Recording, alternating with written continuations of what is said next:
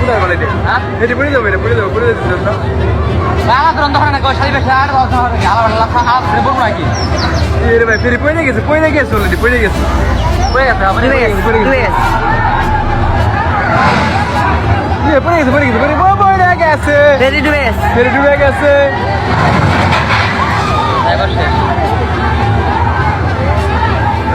না একাই, ভুলে গেছে। ফেরি পড়ে গেছে। ফেরি করবো না